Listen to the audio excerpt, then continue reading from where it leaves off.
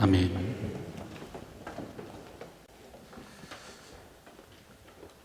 세상에는 참으로 무서운 세 종류의 사람이 있다고 하는데요. 첫째는 소유에 집착하지 않는 사람입니다. 사람은 누구나 소유에 집착하며 살아가죠. 저마다 더 많이 갖기를 꿈꾸며 살아가는데, 여러분, 그러나 소유에 집착하지 않는 사람은 참으로 무섭습니다. 그게 재산이든 자식이든 잃는 것을 두려워하지 않는 사람은 참으로 무서운 법이죠. 여러분, 아브라함을 보십시오. 어떻게 믿음의 조상이 되었습니까? 놀랍게도 그는 100세에 난 아들에도 집착하지 않습니다. 그 인간적인 정에도 집착하지 않고 하나님께 그대로 순종하죠. 그럴 때 그는 무서운 믿음의 사람이 되었습니다. 여러분, 이처럼 잃는 것을 두려워하지 않는 사람은 무서운 법이에요. 둘째로, 죽음을 무서워하지 않는 사람입니다. 여러분, 어떻게든 살고자 하는 것이 인간의 본능입니다. 그런데 간혹 이 인간의 본능을 뛰어넘어 사는 사람들이 있습니다. 히브리서 11장에 기록된 이 세상이 감당치 못하는 사람, 바로 그런 사람들인데요. 여러분, 이들의 특징이 무엇입니까? 부활에 대한 믿음 때문에 죽음을 두려워하지 않는 거예요. 돌로 치는 것과 톱으로 켜는 것과 칼로 죽임을 당하는 것조차 두려워하지 않습니다. 여러분, 그러다 보니까 세상이 감당치 못하는 사람이 되는 거예요.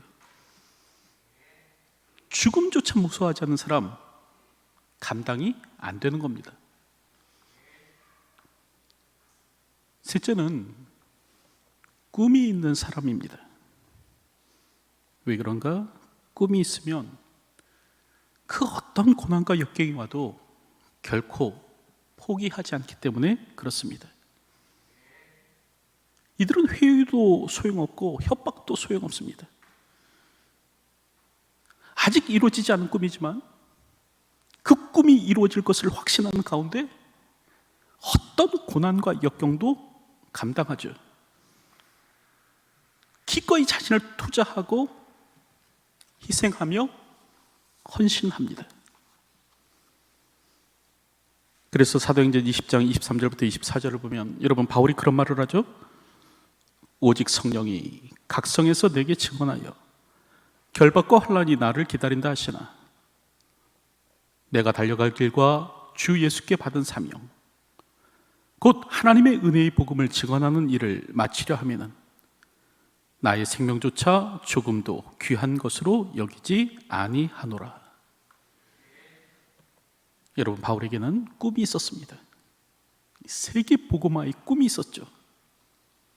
여러분, 그럴 때 이 꿈을 위해서라면 나의 생명도 조금도 아끼지 않겠다라는 것이 바울의 고백이었습니다.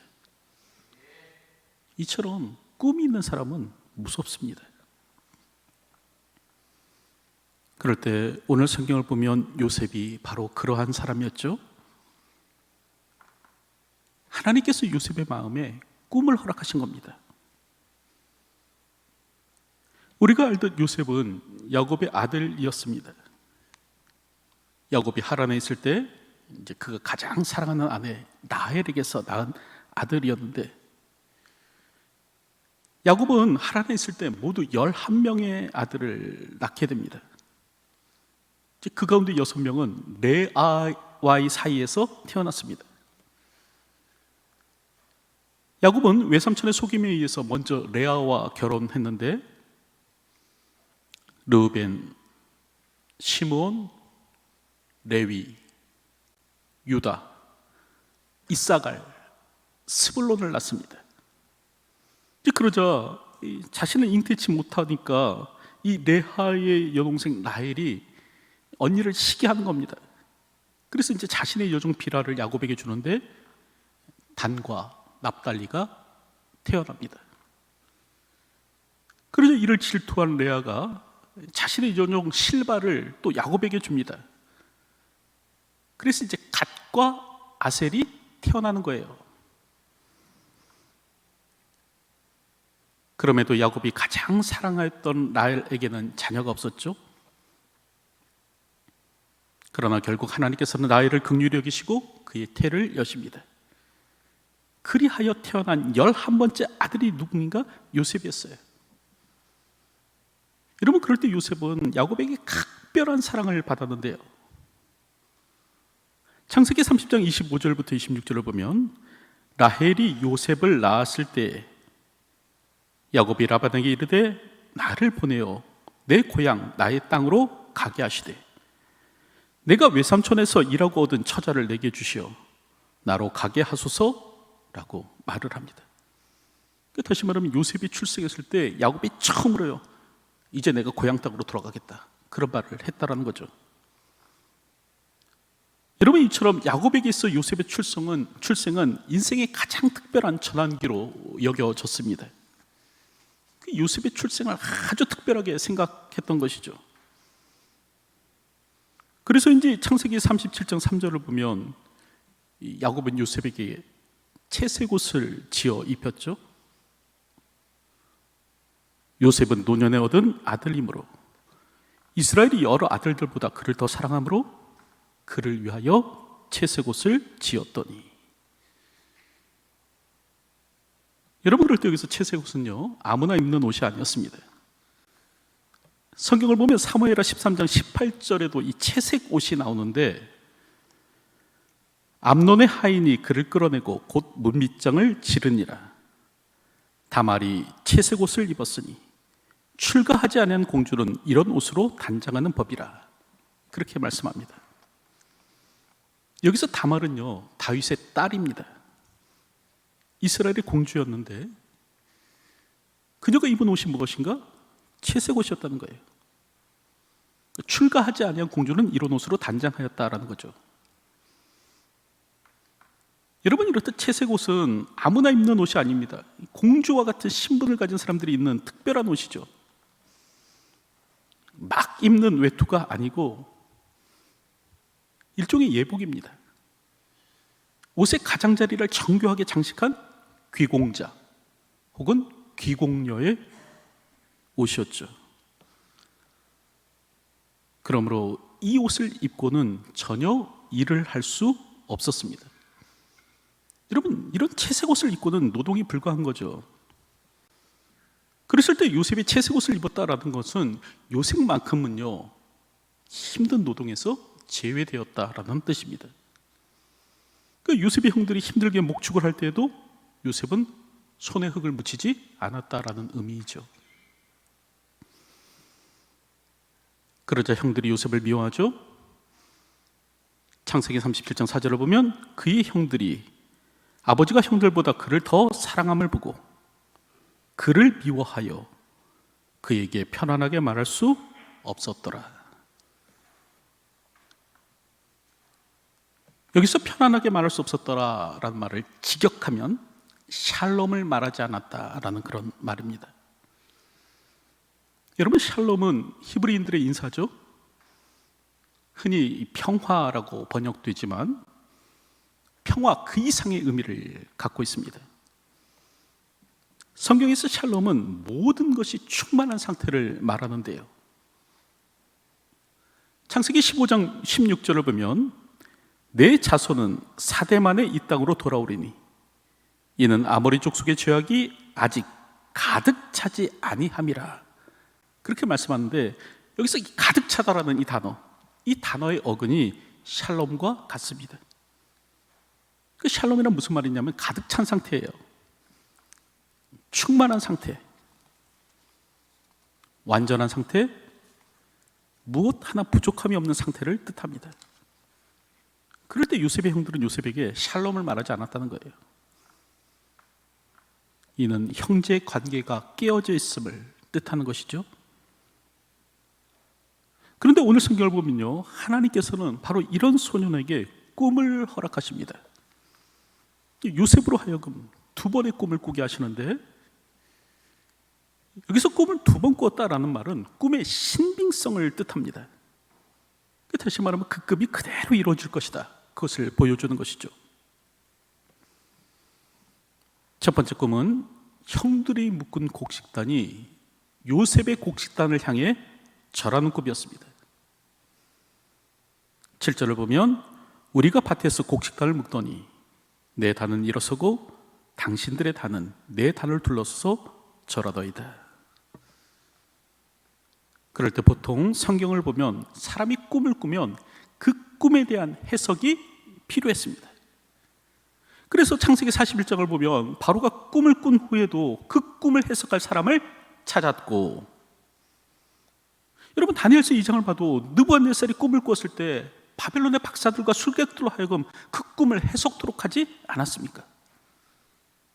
그런데 오늘 본문의 요셉의 꿈은요, 이 특별한 사람의 해석이 필요하지 않을 정도로 그 꿈의 의미가 명확했습니다.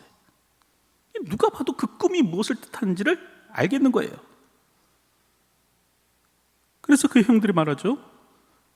내가 참으로 우리의 왕이 되겠느냐?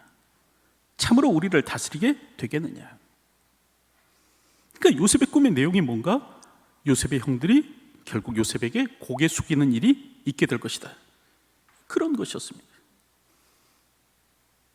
이런 일이 있은 후에 요셉은 또 다른 꿈을 꾸게 되는데, 이번에는 하늘에 해와 달과 11별이 요셉을 향해 절하는 것이었습니다. 여러분, 그럴 때 이 꿈의 의미도 즉시 알 수 있는 것이었죠. 그래서 야곱은 말합니다. 내가 꾼 꿈이 무엇이냐?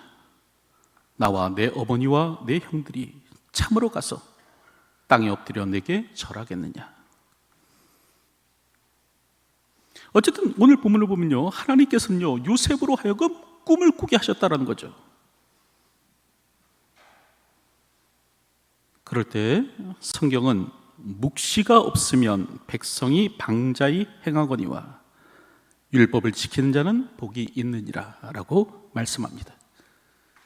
그럴 때 이제 여기서 묵시가 뭐냐면 영어 성경으로는 비전이라는 말로 번역하고 있어요. 여러분, 비전이 무엇입니까? 시야, 시력, 상상, 꿈이 아닙니까? 그 묵시가 없으면이라는 말은 뭐냐면 사실은 꿈이 없으면이라는 거예요. 비전이 없으면. 여러분, 성경은 오늘 우리들에게 꿈이 있어야 함을 말씀합니다. 꿈꾸는 자가 되어야 한다고 하시죠. 그래서 사도행전 2장 17절을 보면 하나님이 말씀하시기를 말세 내가 내 영을 모든 육체에 부어주리니 너희의 자녀들은 예언할 것이요 너희의 젊은이들은 환상을 보고 너희의 늙은이들은 꿈을 꾸리라 말씀합니다. 여러분, 그럴 때 여기서 이제 환상이라는 말이 나오잖아요. 영어로 비전이에요.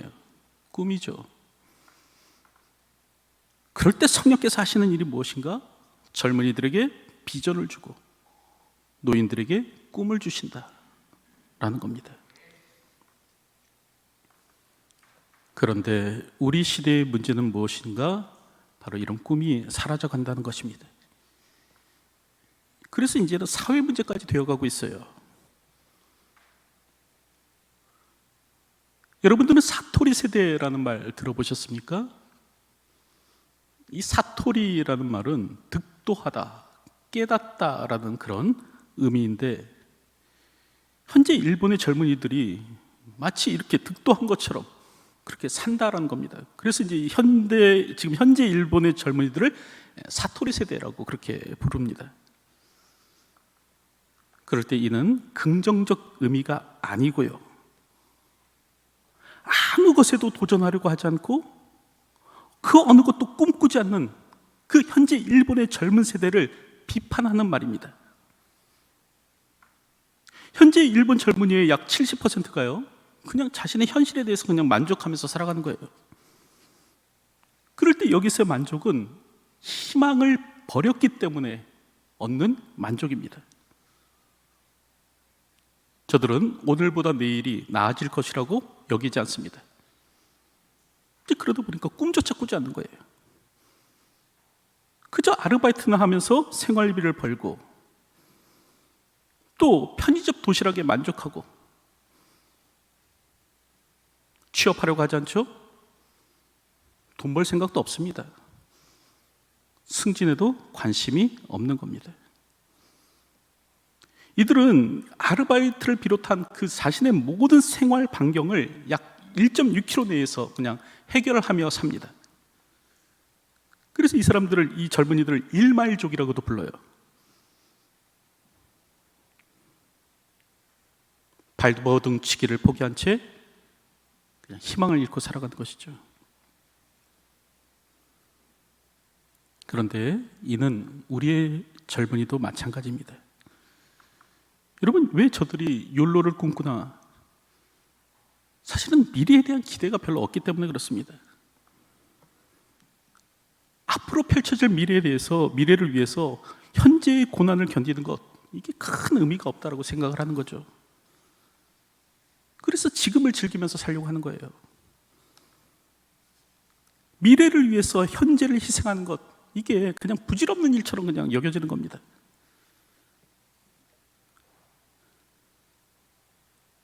오늘 말씀을 준비하면서 우연히 한 채용 전문 사이트의 상담글을 보게 되었습니다.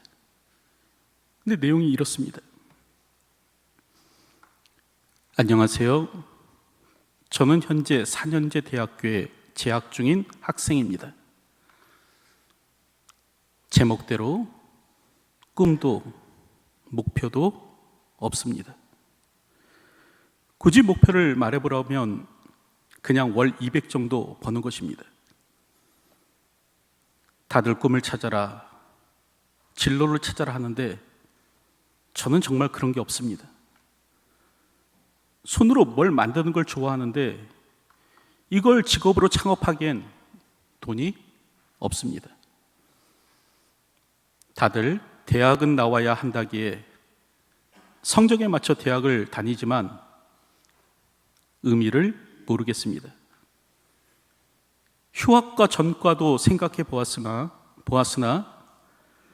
최대한 빨리 졸업하고 돈을 조금이라도 벌어야 하는 상황인지라 사실상 힘듭니다. 현재도 알바 중이고 전과를 하기에는 초과 학기를 해야 하는 상황입니다. 차라리 자퇴를 하고 알바라도 오래 하며 돈을 벌고 싶습니다. 저는 어떻게 살아야 할까요? 하루가 너무 길고 매일매일이 버겁습니다. 어떻게 살아야 할까요? 조언 부탁드립니다. 여러분, 이게 오늘 우리 시대의 젊은이들의 모습입니다.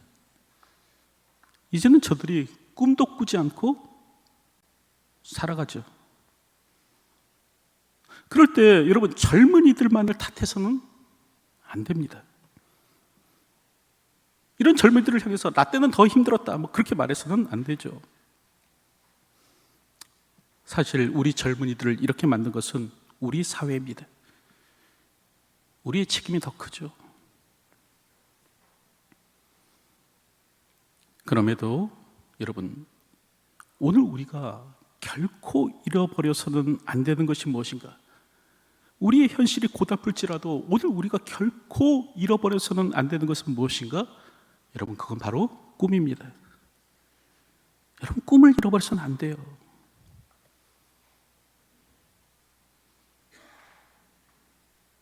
더불어 우리의 꿈을 그저 그냥 잘 먹고 잘 사는 것으로 여겨서는 안 됩니다. 다시 말하면 남부럽지 않게 살아가는 것, 이게 우리의 꿈이 되도록 해서는 안 되죠. 여러분, 이를 위해서 오늘도 하나님께 꿈을 구하시는 분들이 되시기 바랍니다. 내가 꾸어야 할 꿈이 무엇입니까? 하나님 앞에 여쭐 수 있기를 바랍니다. 특별히 그리스도인으로서 꾸어야 할 꿈은 세상 사람의 꿈과 달라야 합니다. 넓은 집에서 좋은 차 타고 여가를 즐기면서 편안히 살아가는 것, 그런 직장을 얻게 되는 것, 이게 우리의 꿈이어서는 안 된다는 거예요.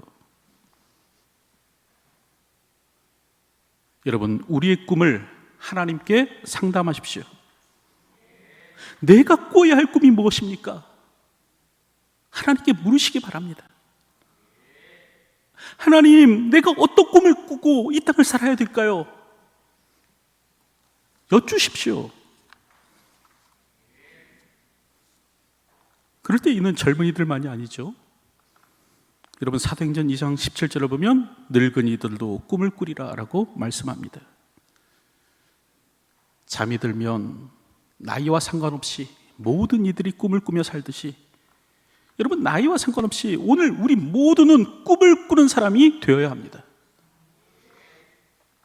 언젠가 이시영 박사께서 그런 말을 했는데, 사람은 세월만으로 나이 들지 않는다. 변화와 성장을 포기하는 순간 퇴화는 시작된다. 그런 말을 했습니다. 여러분, 그럴 때 이 말은 또 이렇게도 바꿔볼 수 있을 것 같은데요. 사람은 세월만으로 나이 들지 않는다. 꿈을 꾸지 않는 순간 사람은 퇴화된다. 그렇게도 말씀드릴 수 있을 것 같습니다. 여러분, 그래서 어떤 분은요, 은퇴를 하고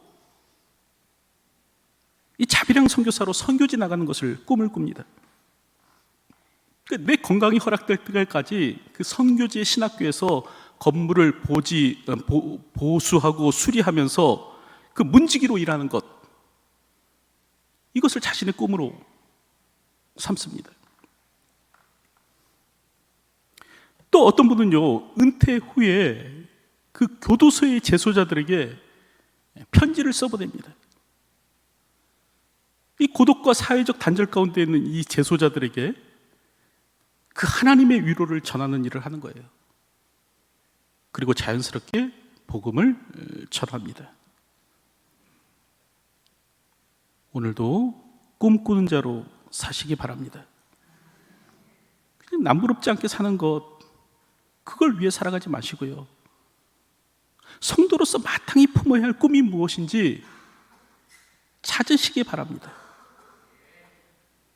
그리고 그 꿈을 위해서 살아가십시오.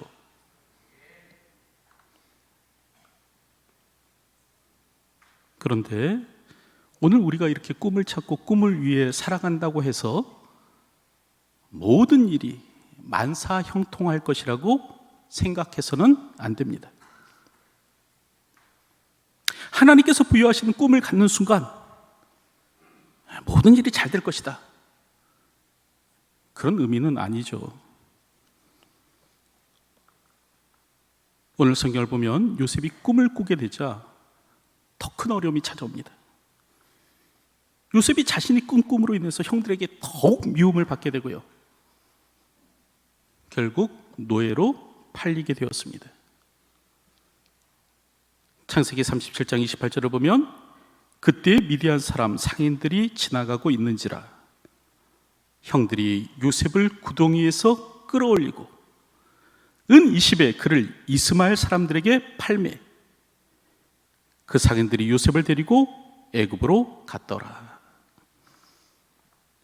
요셉의 형들은요, 자신들을 찾아온 이 요셉을 동생으로도 여기지 않았는데요, 요셉을 봤을 때 꿈꾸는 자가 오는도다, 뭐 그렇게 말을 하죠. 그리고 그 요셉을 구덩이에 던져버립니다. 그러다가 요셉의 제안으로, 유다의 제안으로 그 요셉을 팔게 됩니다.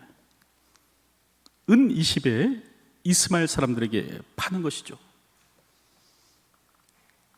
그럴 때 여러분, 우리가 알 것은 높이 올라가는 꿈을 가진 사람일수록 떨어지는 구덩이는 깊다는 것입니다. 산이 높을수록 그 골짜기가 깊은 것처럼 꿈이 클수록 그 시련의 골짜기는 깊다라는 것이죠. 조지 버나드 쇼는 그런 말을 했습니다.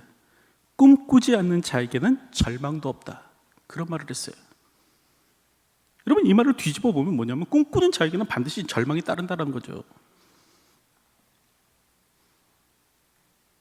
어떤 꿈도 쉽고 편안하게 이룰 수는 없습니다.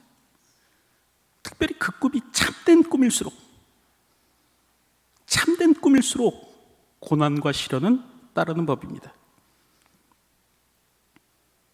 그래서 꿈꾸는 자는 시련이라는 물을 먹고 자란다, 그런 말이 있는 겁니다. 여러분, 시련은 꿈꾸는 자가 반드시 지불해야만 하는 대가입니다. 시련 없이 꿈을 이룰 수는 없는 거예요. 그래서 찰스 스펄전과 더불어서 3대 설교자로 인정받는 그 FB 마이어가 그런 말을 했죠.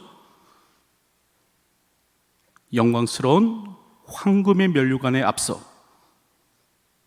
반드시 고난의 강철 면류관이 있어야 된다. 여러분, 오늘 우리가 영광스러운 황금의 면류관을 얻으려면 반드시 고난의 강철 면류관을 통과해야 된다는 거예요. 꿈을 향해 가는 우리의 길에 시련은 분명히 있을 것입니다. 그럴지라도 좌절하지 마시기 바랍니다. 여러분, 그 꿈이 하나님께로부터 온 것이라면요, 하나님께서 함께 이루어 가실 것입니다. 그 꿈이 하나님께로부터 온 것이라면 하나님께서 친히 그 꿈을 이루게 하실 것입니다. 여러분, 그래서 오스왈드 챔버스가 그런 말을 했어요. 하나님은 우리가 처한 상황의 기관사이시다. 하나님께서 이루게 하실 것입니다. 하나님께서 다다르게 하실 것입니다. 우리 삶의 기관사 되어주시는 하나님께서 마침내 우리로 하여금 꿈의 종착역에 이룰 수 있도록 만들어 주실 것입니다. 그러므로 여러분, 그 어떤 시련이 와도 꿈을 포기하지 마십시오. 하나님께서 주신 꿈은 결코 실패하지 않습니다. 이제 말씀을 맺으려고 하는데, 여러분, 첫째로 꿈을 구하시기 바랍니다. 꿈 없이 살지 마십시오. 잘 먹고 잘 사는 것, 이게 오늘 우리의 꿈이 되게 하지 마시고요, 하나님께 꿈을 구하며 살아가십시오. 특별히 꿈은 나이와 상관이 없습니다. 이제 오늘 내게 맞는 그 새로운 꿈을 꾸게 해달라고 하나님 앞에 기도해야 되죠.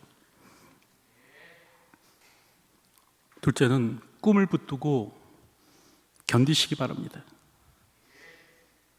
저절로 이루어지는 꿈은 없습니다.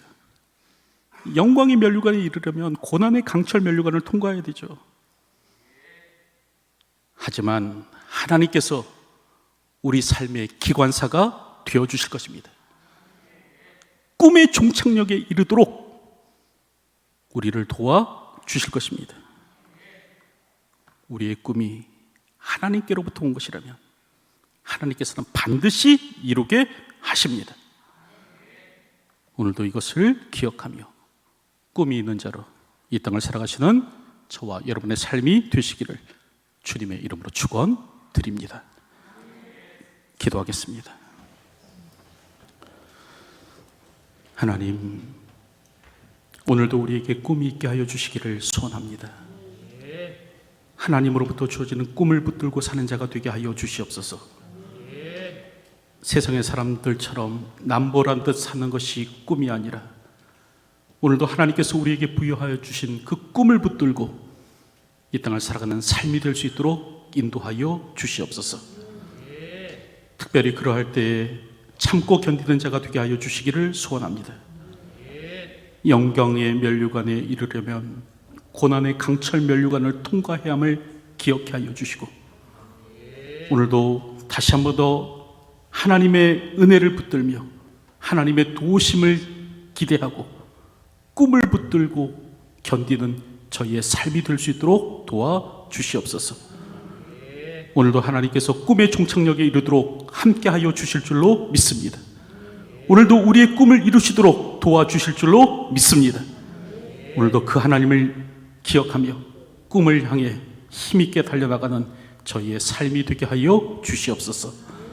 꿈이 있는 자로 이 땅을 살아가는 저희가 되게 하여 주시옵소서.